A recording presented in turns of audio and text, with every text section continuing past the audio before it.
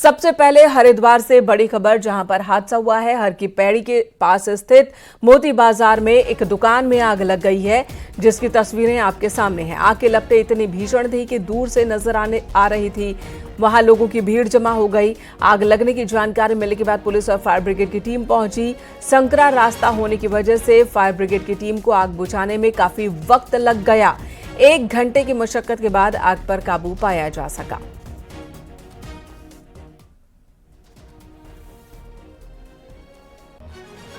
Gift shops की दुकान में आग लगने की सूचना मिली थी। इस पर स्थानीय पुलिस, हमारी कोतवाली पुलिस, शहर कोतवाल, जियो सिटी, फायर ब्रिगेड की गाड़ियाँ और व्यापार मंडल के सभी लोगों ने साथ मिलकर इस आग पे काबू पा लिया।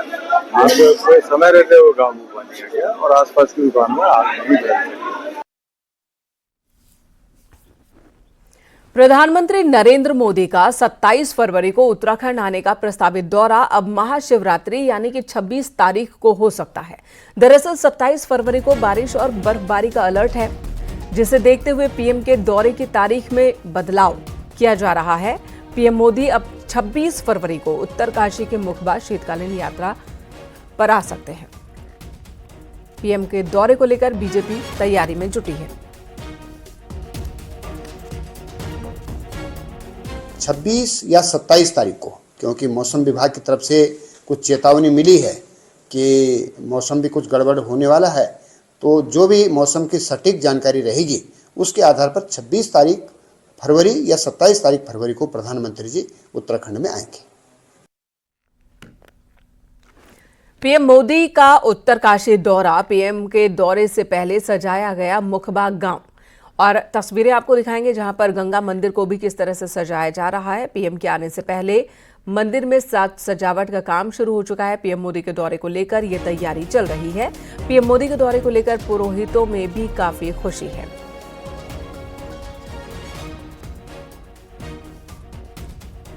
मंदिर के साज सजावट का काम शुरू हो गया है। 27 फरवरी को पीएम मोदी के मुखबा आने का कार्यक्रम प्रस्तावित है। हालांकि अब इसकी तारीख बदलकर 26 फरवरी भी की जा सकती है। ये निर्भर करेगा मौसम पर। और इसी बीच प्रधानमंत्री के आने के मद्देनजर मुखबा में साज सजावट, रंग रोगन का काम चल रहा है। बलवीर परमार उत्तरकाशी से हमारे सहयोगी इस वक्त हमारे साथ जुड़ चुके हैं। बलवीर, ऐसा शायद ही कोई साल होता हो जब प्रधानमंत्री उत्तराखंड न आते हों, और साल की शुरुआत अक्सर वो उत्तराखंड के दौरे से करते हैं। इस बार 26 या 27 फरवरी को आ सकते हैं उत्तराखंड मुखबा, और शीतकालीन यात्रा को भी इससे प्रमोशन मिलेगा, ऐसी उम्मीद की जा रही है।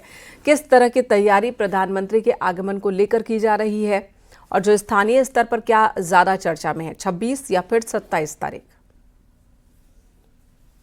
बिल्कुल 26 और 27 तारीख को प्रस्तावित रखा गया है, जिसकी सबसे बड़ी वजह है मौसम, क्योंकि मौसम लगातार बरस रहा है और ऊपरी क्षेत्रों में बर्फबारी भी देखने को मिल रही है, जिसके चलते जो पीएम नरेंद्र मोदी का जो कार्यक्रम है वो 26 को भी हो सकता है, क्योंकि मौसम विभाग का अलर्ट जारी है, जिसके चलते बदलाव किया जा सकता है। और जो तैयारियां हैं जोर शोर पे की जा रही है, युद्ध स्तर पे तैयारियां की जा रही है, क्योंकि जो मुखवा मंदिर है उसको पूरी तरह से सजाया गया है और जो पूरा गांव है उसको भगवा रंग में सजाया गया है। और एक मैसेज, जब पीएम यहां पे आएंगे तो एक बड़ा मैसेज शीतकाल यात्रा को लेके देंगे और पूरे देश विदेश में शीतकाल का महत्व समझाएंगे, जिसको लेके पुरोहितों में उत्साह है।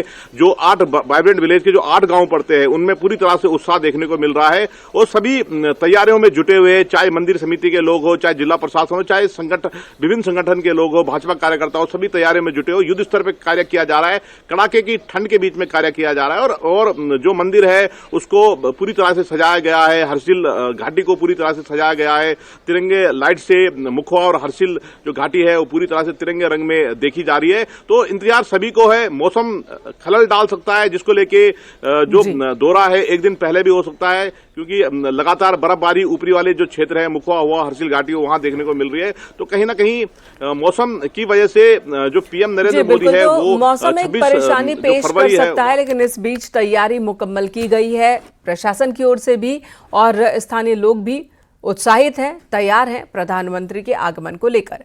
आज हरिद्वार दौरे पर रहेंगे सीएम धामी। पीएम के मन की बात कार्यक्रम में सुनेंगे उस कार्यक्रम को। वो कनखल के जगत गुरु आश्रम में सुनेंगे मन की बात। सुबह 11 बजे हरिद्वार पहुंचेंगे मुख्यमंत्री।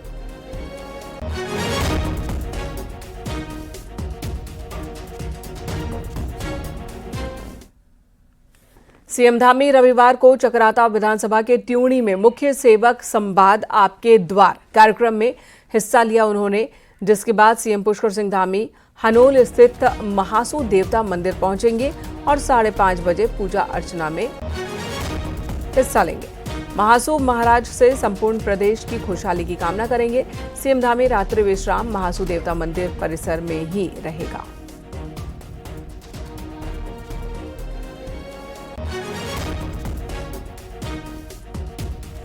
कुलदीप हमारे सहयोगी इस वक्त हमारे साथ जुड़ चुके हैं। कुलदीप, मुख्यमंत्री के इस दौरे के बारे में और जानकारी दें।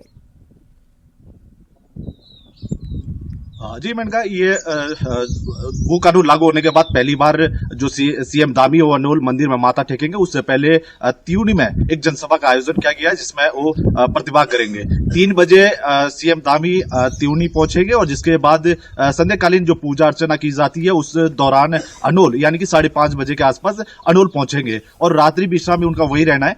खास बात यह है कि जो भू कानून जो पारित हुआ है उसके बाद सबसे पहले अनोल पहुंच रहे हैं, तो ये ऐतिहासिक माना जा रहा है। और अनोल में एक बड़ा मास्टर प्लान जो तैयार किया गया उत्तराखंड सरकार के द्वारा, उसको लेकर भी कहीं न कहीं सीएम धामी चर्चा करेंगे। जी धन्यवाद आपका कुलदीप, इस वक्त पूरी जानकारी देने के लिए। तो मुख्यमंत्री आज संवाद भी करने वाले, लोगों से बातचीत करने वाले हैं और पूजा कार्यक्रम में भी शामिल होंगे। इधर संसदीय कार्य मंत्री प्रेमचंद अग्रवाल ने अपने बयान पर खेद जताया। उन्होंने कहा कि उनके बयान को तोड़ मरोड़ कर पेश किया गया। प्रेमचंद अग्रवाल ने कहा कि उनकी कभी भी किसी की भी भावना को ठेस पहुंचाने की कोशिश नहीं थी और उन्होंने ये भी कहा कि उनकी बात से अगर किसी को कोई नुकसान हुआ है या चोट पहुंची है तो इसके लिए खेद प्रकट करते हैं।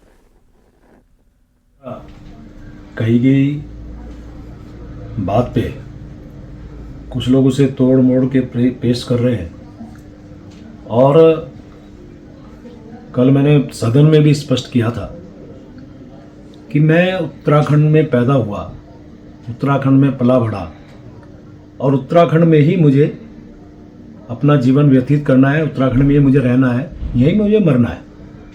और उसके अलावा ये उत्तराखंड हम सभी का है, सभी प्रदेशों के लोग इस सारे उत्तराखंड में रहते हैं और ऐसी स्थिति में ये खूबसूरत गुलदस्ता है उत्तराखंड और इसमें निश्चित रूप से यदि किसी को मेरे उस कही गई बात पे किसी की भावना आहत हुई हो तो मेरा न कभी मंशा थी उनकी भावनाएं आहत करना, न मेरी मंशा है, न कभी हो सकती है। सदन में पहाड़ियों को लेकर दिए गए बयान पर मंत्री प्रेमचंद अग्रवाल चौतरफा घिर गए। देहरादून के शहीद पार्क में शनिवार को राज्य आंदोलनकारियों ने मंत्री के विरोध में नारेबाजी की और उन्हें तत्काल पद से हटाए जाने की मांग की। वहीं राज्य आंदोलनकारियों ने कहा कि पहाड़ के लोगों ने उत्तराखंड को इसलिए नहीं बनाया था कि वो आज अपशब्द सुने। रविवार को प्रदेश भर से राज्य आंदोलनकारी शहीद पार्क में मंत्री के विरोध में आंदोलन की तैयारी में हैं, यानी कि आज आंदोलन की तैयारी की जा रही है। प्रेमचंद अग्रवालन सांसदा भीतर पहाड़ियों ते गाली दी निंद्याच शरम वाली बात चाहिए। अरे बात प्रेमचंद अग्रवाल भी नहीं, बात यह है कि तक खंडूरी जी अध्यक्ष महोदय जब कुर्सी में विराजमान छा 69 विधायक तक छा कल चुप्पी नहीं तोड़ी और कल प्रेमचंद अग्रवाल को जवाब नहीं दी। ये तो क्या समझो हम है कि महिला उत्तराखंड का युवा उत्तराखंड को जनता अगर उत्तराखंड के राज्य की लड़ाई नहीं लड़ता तो मंत्री बन जाता क्या। लेकिन आज बोलना सन कि ये पहाड़ और प्लेन से बढ़ना सन, लेकिन ओड वो धरना सन हम नहीं धारे ओड। लेकिन अब जब उन ओडे जिगर करे ली तो हमें ओड उधरला कि दिखाई दे वो कि हम पहाड़ी छा किला की पहाड़ बोल दन के पहाड़ बोल ये डांग बोल तू गरु किला वही भले की जगह रह दे भले तुमड़ा तू हल्को किला वही बोल लमडे वो तुमड़ बनना सन, लेकिन हम डांग छा हम मजबूत छा और तुमड़ बनी थे हम तो लमड़ा ही दियोला। अगर हम बैठा सकता तो उठा भी सकता।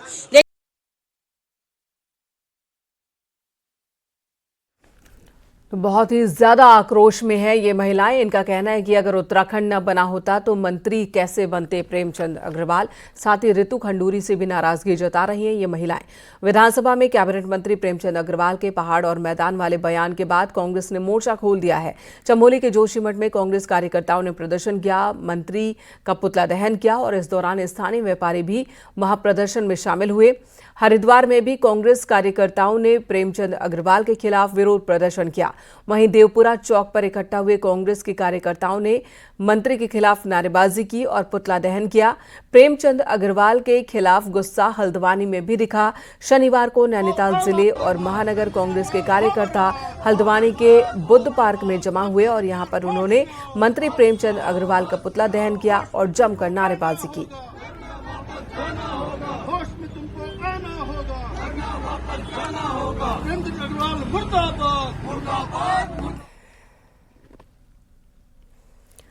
उत्तराखंड विधानसभा में शुक्रवार को भू संशोधन कानून सर्वसम्मति से पास हो गया। अब राज्य में सख्त भू कानून लागू होने जा रहा है।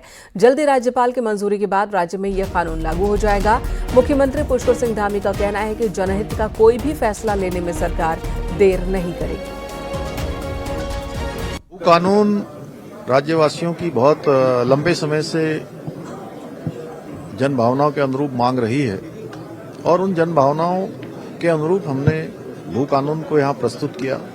विधानसभा ने उसको पारित कर दिया है। निश्चित रूप से इस भू कानून के आने के बाद जो राज्य के अंदर समय समय पर लगातार ये मांग उठती रही है कि यहाँ भूमियों की बेरोक टोक खरीद फरोख्त हो रही है, खुर्द बुर्द हो रही है। जिन प्रयोजनों के लिए भूमियों की खरीद फरोख्त होती थी उन प्रयोजनों में उनका उपयोग नहीं हुआ। ऐसी जितनी भी भूमियां हैं, जितने प्रकार के भी ऐसे प्रकरण आए हैं, उन सभी प्रकरणों पर कार्रवाई गतिमान है और निकट भविष्य में लोगों की जो जनभावना के अनुरूप है कृषि और औद्यानिकीकरण के लिए जो तमाम जगह पर जो इन भूमियों को खरीदकर उनका दुरुपयोग किया गया वो बंद होगा। लेकिन इसके साथ साथ हम राज्य में नवाचार लाना चाहते हैं। राज्य के अंदर इकोलॉजी के साथ इकोनॉमी को भी हम बढ़ाना चाहते हैं, तो उस पर हमारा निरंतरता से काम जारी रहेगा और राज्य के हित में जो भी निर्णय लेने हैं हम एक मिनट रुके बिना उन सभी निर्णयों को लेंगे जो उत्तराखंड राज्य को आगे बढ़ाने में सहायक सिद्ध होंगे।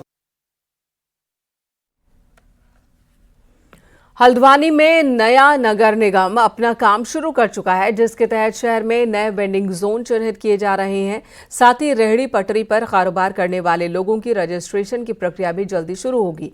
लेकिन इस फैसले का कई व्यापारियों ने विरोध किया है। आखिर इसकी वजह क्या है? क्यों व्यापारियों को ये फैसला पसंद नहीं आ रहा है? दिखाते हैं आपको ये रिपोर्ट।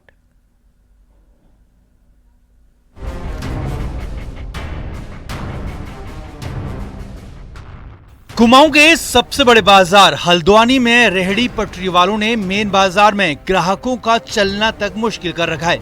इसी को देखते हुए नगर निगम अब नए वेंडिंग जोन चिन्हित कर रहा है ताकि सरकारी जमीन पर कब्जा कर व्यापार कर रहे इन लोगों को एक ऐसी जगह दी जा सके जहां ये बिना रोक टोक खुलकर व्यापार कर सके। लेकिन यही व्यापारी पहले से चिन्हित वेंडिंग जोन में ही व्यापार की परमिशन मांग रहे हैं। साथ ही नई रजिस्ट्रेशन प्रक्रिया का भी विरोध कर रहे हैं। और सब कुछ 2018-19-20 के अंदर 31 वेंडिंग जोन चिन्हित किए गए, जिसमें से आधे के ज़्यादा खत्म कर दिए गए। हमारा रोष है कि हमारे 10 साल के अंदर 4 बार सर्वे किया गया। पहले नगर निगम द्वारा सर्वे कराया गया जिसमें होकर स्लिप दी गई, उसके बाद जन सार्थक सेवा समिति से कराया गया, शनि बाजार को उसमें जोड़ा गया जिसमें 2845 लोगों का सर्वे हुआ। उसके बाद किरण सॉफ्ट ने दिल्ली को 10 पायलट प्रोजेक्ट तैयार करने के लिए हायर किया गया और उसमें 10 पायलट प्रोजेक्टों की DIPR DPR बनाई गई, लेकिन वो भी अधर में लटकी रही। हल्द्वानी के मेयर ने चार्ज संभालते ये फैसला लिया था कि हल्द्वानी में व्यापार करने के लिए हर रेहड़ी पटरी वाले को नगर निगम में अपना रजिस्ट्रेशन कराना होगा, तभी बनाए जा रहे वेंडिंग जोन या हाट बाजारों में अस्थायी तौर पर व्यापार की परमिशन दी जाएगी और वो इस प्रक्रिया को आगे भी बढ़ा रहे हैं। स्थान देख रहे हैं कि कहाँ पर बन सकता है। अभी 2 चीजें केवल चिन्हित हुई हैं, एक तो मंगल पड़ाव पे वेंडर जोन बनाने का और दूसरा मंगल पड़ाव से अंदर करीब 150-200 मीटर अंदर वहाँ पर मछली मार्केट और जो मुर्गा मार्केट है जो बाहर खुले में जो बिकता है उसको भी हम एकत्रीकरण करने का प्रयास कर रहे हैं और वो 2 चीज़ें अभी चिन्हित हुई हैं, उसमें हम काम करेंगे। दरअसल हल्द्वानी में 1800 से ज्यादा रेहड़ी पटरी वाले व्यापारी चिन्हित हैं। इनके लिए वेंडिंग जोन बनाने की बात तो बहुत बार हो चुकी है, लेकिन अभी तक एक भी वेंडिंग जोन धरातल पर उतर नहीं पाया है, जिसके कारण आए दिन इन रेहड़ी पटरी वालों को अतिक्रमण के नाम पर प्रशासन के डंडे का सामना भी करना पड़ता है, जिससे इनमें नाराजगी है। हल्द्वानी से न्यूज़ 18 के लिए शैलेंद्र नेगी की रिपोर्ट। उत्तराखंड परिवहन निगम प्रदेश के 15 डिपो से प्रयागराज महाकुंभ के लिए बस चला रहा है। जनवरी से चल रही इन बस चलने का असर ये है कि रोजाना बस फुल जा रही है, जिसकी वजह से हमेशा जो निगम कमाई के मामले में घाटे में था, उसे हर रोज 2 करोड़ 30 लाख की कमाई हो रही है। देहरादून के ग्रामीण डिपो से पहले प्रयागराज के लिए 2 बसें चलाने का फैसला लिया गया था, लेकिन अब यात्रियों की संख्या को देखते हुए बसों की संख्या बढ़ाकर 3 कर दी गई है। 10 तारीख से हम प्रयागराज की सेवाएं चला रहे हैं। हमने पहले एक ऑर्डिनरी सेवा चलाई जो सुबह 10 बजे जाती है, एक शाम को 5 बजे वोल्वो चलाई है। ये 2-1 दिन बाद ही रेस्पॉन्स बहुत अच्छा आना शुरू हुआ और हमारी गाड़ी तभी से भर के चल रही है लगातार। जब हमारे पास यात्रियों की संख्या और ज़्यादा आई तो हमने एक सेवा वोल्वो और बढ़ाई, उसी के साथ साथ शाम को 5:25 पर एक सेवा हमने और अतिरिक्त चलाई है और वो कंटिन्यू चल रही है और पूरी भर के चल रही है। देखिए, हमारे पूरे प्रदेश से जैसे ही प्रयागराज शुरू हुआ तो हर डिपो से गाड़ियां, किसी डिपो से 1, किसी से 2, किसी से 3 गाड़ियां चलाई गई और यात्रियों का भरपूर सहयोग मिला उसमें और बहुत पॉपुलर रही हमारी गाड़ियां। ग्रामीण डिपो से 2 वोल्वो लगभग रोज गई और भर के गई सब। तो उसका लाभ ये हुआ कि फरवरी में हमारी रोज की इनकम जो है 2:30 के आसपास चल रही है, जो पहले 2 से कम चल रही थी। अल्मोड़ा जिले में जंगलों को आग से बचाने के लिए जंगलों में पानी के टैंक बनाए जाएंगे। जंगलों से गुजरने वाली पानी की पाइपलाइन से पानी लेकर टैंकों में भरा जाएगा और जंगल में आग लगने की स्थिति में टैंक के पानी से आग पर काबू पाया जाएगा। आपको बता दें, पिछले फायर सीजन में वन संपदा को भारी नुकसान पहुंचा था। वहीं आग की चपेट में आने से 11 लोगों की मौत भी हो गई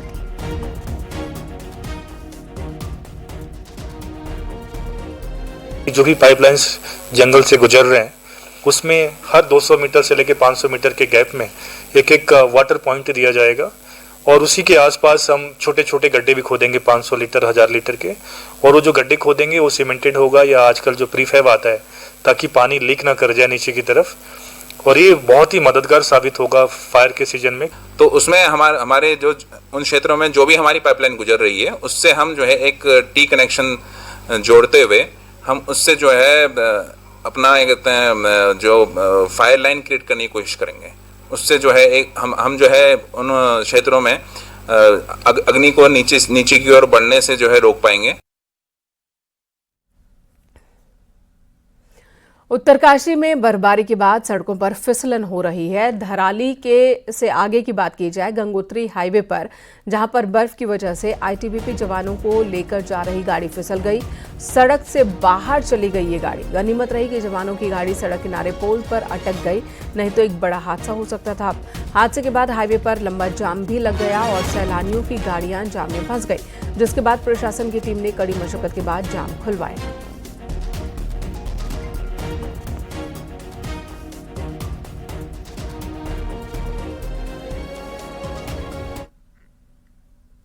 इधर चक्राता के ट्यूणी मार्ग से बर्फ हटाने का काम तीसरे दिन भी जारी है। बर्फबारी की वजह से नेशनल हाईवे बाधित हो गया था। लोखंडी और कनासर के बीच बर्फ की मोटी परत जमी होने की वजह से गाड़ियां फंसी रह गई। जेसीबी की मदद से सड़क से बर्फ हटाई गई। प्रशासन की टीम सड़क पर चूना और मिट्टी डालकर फिसलन को कम करने में जुटी है।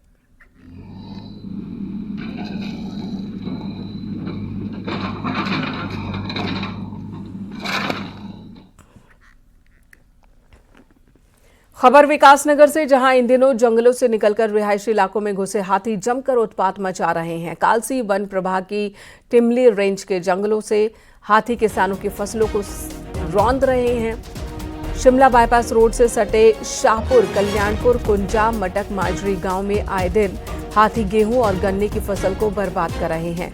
वन विभाग का कहना है कि हाथियों को रिहायशी इलाकों में आने से रोकने की कोशिश की जा रही है।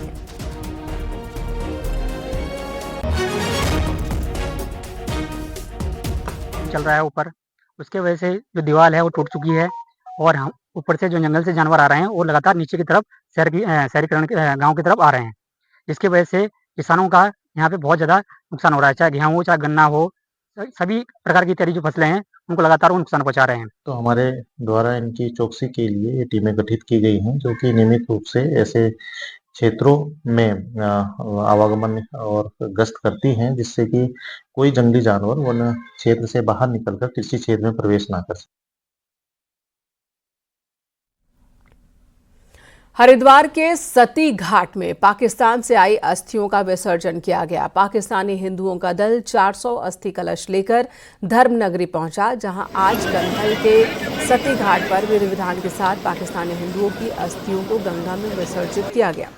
एक संस्था की ओर से साल 2011 में 135, साल 2016 में 160 अस्थियां हरिद्वार में विसर्जित की गई थी। शनिवार को 400 अस्थियों का गंगा में विसर्जन किया गया। क्योंकि यहाँ पर जो है भगीरथ जी ने जो अपना कार्य रखा सती घाट के ऊपर, तो हम सब भी यही चाहते हैं कि हमारे पूर्वजनों का भी जो है वो हम हरिद्वार आकर सती घाट पर जो है इन अस्थियों को जो है विसर्जन करें। इसकी अन्य जगह पे हर की पेड़ी पे बहुत विशेष चीज़ होती है, ऋषिकेश में भी होती है, प्रयागराज में भी होती है, सब जगह होती है, लेकिन यहाँ पर सती माता का मायका है, इस वजह से वो सती हुई थी यहाँ, इस वजह से यहाँ पर अधिक से अधिक अस्थियाँ जो है आती हैं।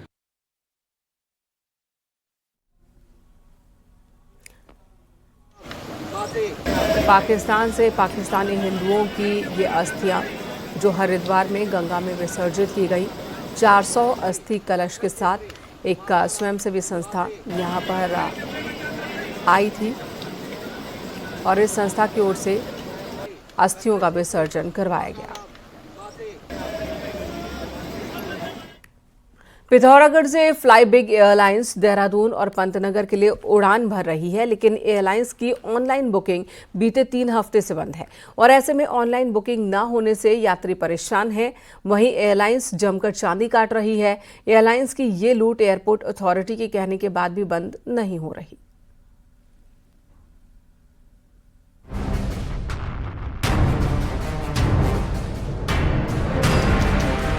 पिथौरागढ़ से देहरादून और पंतनगर के लिए हफ्ते में 6 दिन प्लेन उड़ान भर रहा है। फ्लाई बिग एयरलाइंस के 19 मीटर प्लेन की मदद से कईयों का सफर तो आसान हो रहा है, लेकिन बीते 3 हफ्तों से हवाई सर्विस की चाह रखने वालों के खासे परेशान हैं। हालात ये है कि ऑनलाइन बुकिंग बंद हुए 3 हफ्ते से ज्यादा का समय गुजर गया है, लेकिन एयरलाइंस अभी तक भी वेबसाइट को पटरी में नहीं ला पाई है। ये हाल तब है जब एयरपोर्ट अथॉरिटी कई बार फ्लाई बिग के अधिकारियों को फटकार लगा चुकी है। इन्होंने कहा था कि मुझे 2 से 3 दिन में लगभग ये प्रॉब्लम सॉल्व हो जाएगी, लेकिन इनके द्वारा जो सूचना दी गई है कि इनकी पूरी वेबसाइट ही हैक हो चुकी है, ये बताया गया है। पुनः मैंने इनके संबंधित अधिकारियों के साथ वार्ता करी है और मैंने इनसे सख्ती से कहा है। फ्लाई बिग एयरलाइंस ने पहले तो तकनीकी वजहों का हवाला दिया था, लेकिन अब कहा जा रहा है कि बुकिंग साइट हैक हो गई है। ऑनलाइन बुकिंग बंद होने के बाद पिथौरागढ़ से जाने वाले यात्रियों को जहां 8 किलोमीटर दूर नैनी सैनी पहुंचना पड़ रहा है, वहीं देहरादून से आने वाले यात्रियों को जॉली ग्रांट के चक्कर काटने पड़ रहे हैं। यही नहीं, हल्द्वानी और रुद्रपुर से आने वाले यात्रियों को पंतनगर एयरपोर्ट जाना पड़ रहा है। 3 हफ्ते से बुकिंग साइट बंद होने पर फ्लाई बिग एयरलाइंस पर कई सवाल भी उठ रहे हैं। आरोप लग रहे हैं कि एयरलाइंस यात्रियों से ज्यादा किराया वसूलने के चक्कर में ऑनलाइन बुकिंग नहीं होने दे रही है। ऑफलाइन जो टिकट बुकिंग है वो काफ़ी यहाँ के लोगों को महंगा बैठ रहा है और हमारी उच्चाधिकारियों से वार्ता है, उन्होंने कहा कि हम जल्द ही जो हमारी वेबसाइट बंद हुई है उसको हम जल्द ही शुरू करने वाले हैं। जो तकनीकी हैक होगी कह रहे थे, मेरी खुद वार्ता हुई थी कंपनी के अधिकारियों से। ऑनलाइन बुकिंग नहीं होने से उन यात्रियों को खासी दिक्कतें उठानी पड़ रही हैं जो सस्ते टिकट के लिए पहले ही बुकिंग करा लेते हैं। ऐसे में बुकिंग काउंटर पर तत्काल वाले यात्रियों की तो जैसे तैसे बुकिंग हो रही है, मगर उन्हें भी इसकी भारी कीमत चुकानी पड़ रही है। सत्ताधारी नेताओं के साथ एयरपोर्ट अथॉरिटी को भी जिस तरह से एयरलाइंस नजरअंदाज कर रही है, उससे साफ है कि फ्लाई बिग पूरी तरह बेलगाम हो गई है। न्यूज़ 18 के लिए पिथौरागढ़ से विजय वर्धन उप्रेती की रिपोर्ट।